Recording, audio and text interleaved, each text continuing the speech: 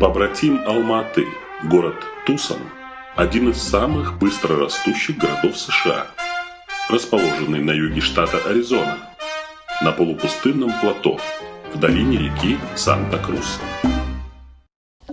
Этот город, привлекающий туристов колониальной испанской архитектурой, является современным центром по производству управляемых ракет, сборке самолетов, радиоэлектроники, оптических приборов и оптоэлектронных компонентов. Иногда Тусон, по аналогии с Силиконовой долиной, называют долиной оптики. Именно в этом городе расположен Аризонский университет, в котором до своей трагической гибели работал биохимик Рашад Халифа. As a matter of fact, I came across Rashad's work in 1983. And that was the time that for the first time I actually read the Quran. In my life, that was the first time I was, 20, and I was 30 years old. And for the first time, I read the Quran. And I had a very bad translation, so I kept on reading, I struggled through.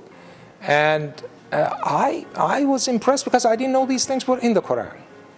And so it made me very curious. So when we moved to Baton Rouge, and I was at LSU, Louisiana State University, I went to the library and I checked out Yusuf Ali's book, translation, which is a very famous translation.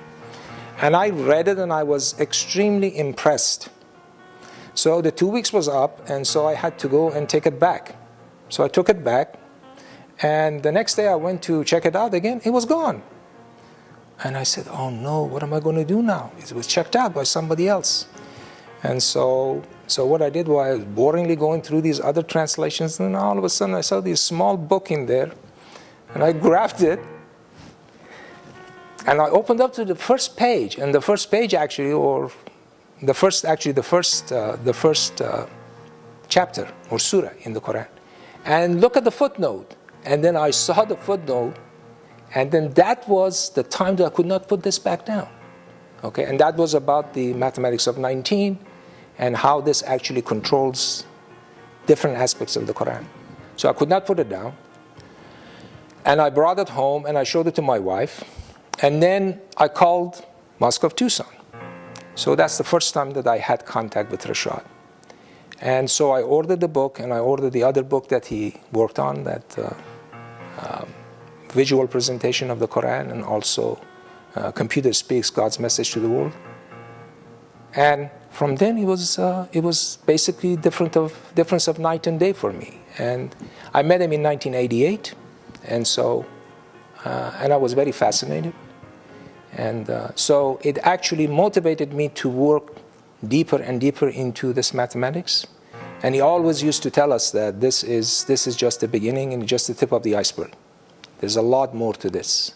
And now I can see it. I can see the dimensions of it, and it's absolutely mind-boggling. Ladies and gentlemen, my name is Rashad Khalifa, and what I'm about to share with you is the most important news in the history of the world.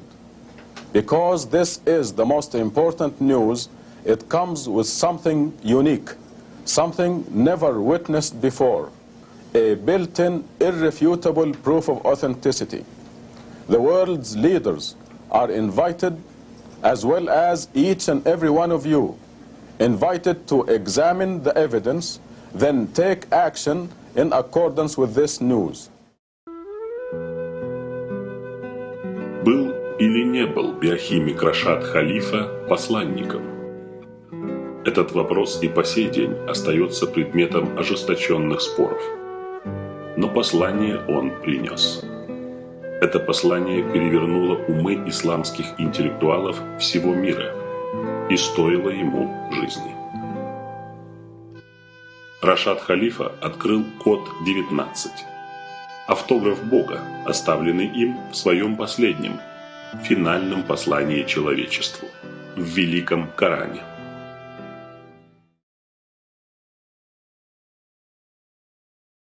Being a physician, for example, I find embryology of human being much, much better described in that time. We are talking about 1400 years ago than, let's say, 100 years ago in our scientific world and scientific book.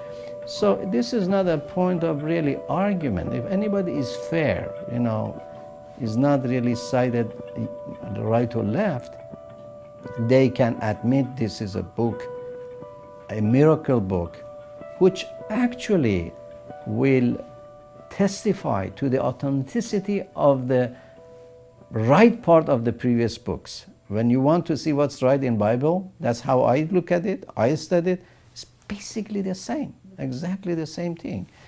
Like the stories that are coming in the Quran, you can find them. Joseph's story, Jesus' story, all is in the Quran. So to summarize that, I will see the last book, because we believe this is the last. Prophecy testifies to the beauty and correctness of the previous. We believe in Jesus, we believe in Moses, we believe in Zoroastrians, as you know.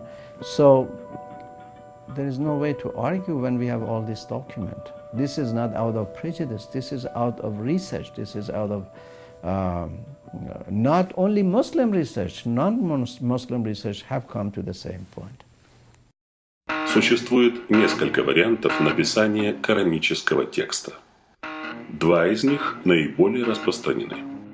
Несмотря на то, что значительная часть этих двух текстов совпадает, между ними есть определенная разница в постановке огласовок, написании букв и количестве аятов. Все это оказывает влияние на значение текста и заставляет задуматься, какой из вариантов является оригиналом, одобренным Богом. Попытки решить эту задачу традиционными способами не увенчались успехом. Поэтому возникла необходимость в радикально новой методологии изучения коранического текста. В 1974 году такая методология была разработана Рашадом Халифа, который впервые применил методы компьютерного математического анализа к текстам традиционных вариантов написания Корана. Chapter 74 is an incredible prophecy of the Quran. You don't need to believe in the Quran. Any scientist, I challenge them, this is not an ambiguous prophecy or something that you can interpret this way or that way. It is very specific prophecy, the year of the discovery, and many other elements in that one that shows that the time, the place, and the person who even discovered this is being specifically prophesied through this chapter. But there is also a general prophecy. The reaction of the people is prophesied in verse 31, 74:31. But in the past, people, when they didn't understand it, because the implication of these verses came into our awareness in 1974, chapter 74, 19 in that chapter, the year of the discovery. Before that, most likely Prophet Muhammad and those who were with him, they followed the Quranic instruction. If they didn't understand, they didn't rush to make up a meaning, to assign any meaning, just they wanted through their wishful thinking. Therefore, they knew that this has some interesting implications, because it's not easy to really understand some of the implications. And some past commentators of the Quran, they wondered how this 19 will increase the acknowledgement, the faith of the believers, how will convince the people of the book.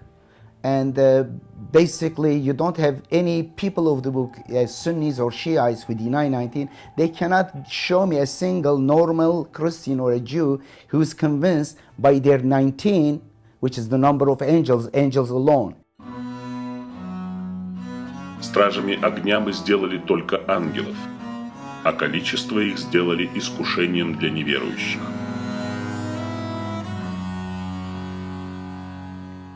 Has no mathematical connection or as a rational evidence related to the Quran. Therefore, one, they have problem with explaining verse 31. How this 19 increases your faith? Why and how? Tell me how. Who do you know as a follower of the Old Testament and New Testament that change their perception, their idea of the Quran to the positive, how they accepted the Quran based on 19. They don't have any of the accounts of this verse. But after the fulfillment, after we discovered 19, now we know that this really is related to the numerical structure of the Quran. And I know many people whose faith increased. From faith became knowledge. Now we know that the Quran is the Word of God. And I know many Christians and Jews who converted to Islam, means peacemaking, and accepted the Quran as Word of God. Величайшее открытие Рашада Халифы заключалось в принципиально новом математическом подходе к исследованию арабского текста Корана. Рашад первым использовал компьютер для изучения структуры книги и опробовал различные методы работы с оцифрованным текстом Писания.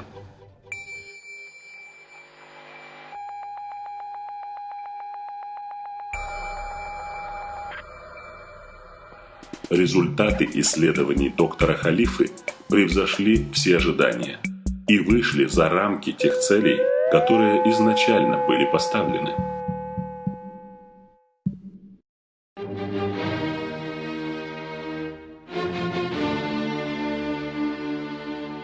В одном из вариантов написания, а именно в версии Хафс, им была обнаружена фантастическая по своей сложности система кодирования арабского текста при помощи общего для всей книги коэффициента деления, числа 19.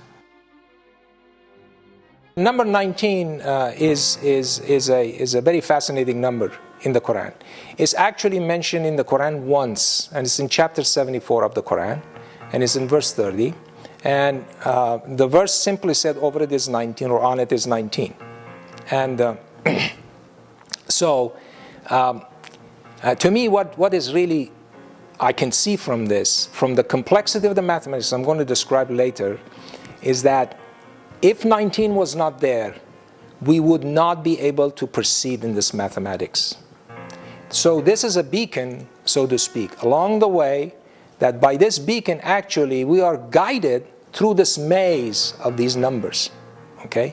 And so when I talk about ultimate mathematics, then you can actually see why it's so important to have this beacon. And so that's really the guiding light, if you like, okay? And if this number was not there, we would not be able to do it. So this is by God's design that He actually put the number as some kind of torch, a guiding torch. Как правило, числа в Коране отчетливо определены. 40 ночей, 7 небес, 7 дней и так далее. Однако число 19 не определено, что подразумевает чисто математическую функцию этого числа. Now, as far as authenticity of the book, we realize this figure 19, which is coming in the Quran and was discovered by one of good Muslim researchers, Brother Rashad, that there is no doubt this mathematical structure of such a book no way fits the Arabia of 1400 years ago in such a beautiful, just the mathematical part of it, musical part of it, harmony of it, concept, and the issues are being discussed. Теперь существует физическое свидетельство божественного послания миру. Это означает наступление новой эры в религии. Эры, где вера более не нужна, поскольку нет необходимости верить, когда есть знание. Предыдущие поколения были обязаны поклоняться Богу и принимать на веру Его господство. С появлением физического свидетельства, заключенного в этой книге, мы больше не верим, что Бог существует. Мы знаем, что Бог есть. И это знание подтверждает финальное божественное послание – Коран, в котором зашифровано уникальное физическое доказательство. When you study the Quran as a whole, it becomes evident to you. And I do believe this code exists, and it makes a lot of sense. It's irrefutable proof You can check it yourself. It's not that hard. You don't need to know mathematics or some complicated math to understand this. It's very simple and it exists. It tells you that there is a God and He created a beautiful book for us to understand. Код 19 – одно из величайших открытий в человеческой истории, поскольку он дает экстраординарное и универсальное свидетельство существования Бога. Ведь до сих пор большинство людей, включая адептов суннизма и шиизма, не имели возможности реально наблюдать чудесные божественные проявления. Код 19 открыл новую эру возможностей различать тех, кто склонен к регрессу, и тех, кто склонен к прогрессу. Он помогает отличить рациональных монотеистов от слепых последователей коллекций, созданных людьми домыслов и сектантских учений. Так же, как и от тех, кто пустословит по поводу Корана ради своих политических, экономических или других личных целей. Some people don't take a strict stance on Code 19, therefore they're running away like zebras from it. On the one hand, I do feel that sometimes is true. There are, very people who are encroached in specific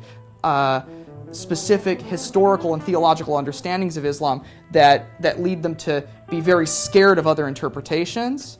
I do believe that exists, but on the other hand, no one individual can hold the scepter of the truth of Islam in his or her hand. No one individual can really do that. So what this really should be, any description of Code 19 or any debate about numerological properties of the Quran, theological aspects of Quran and Hadith, should be done in an open forum type of manner, in a manner which respects everybody's opinion. Выражаясь компьютерной терминологией, код 19 – это один из вирусных детекторов. Он диагностирует сознание, зараженное наиболее разрушительными вирусами – фанатизмом и политеизмом, и находит тот ум, который не заражен. Мы отправляемся в город ангелов, чтобы испытать этот вирусный детектор на самом знаменитом скептике Америки.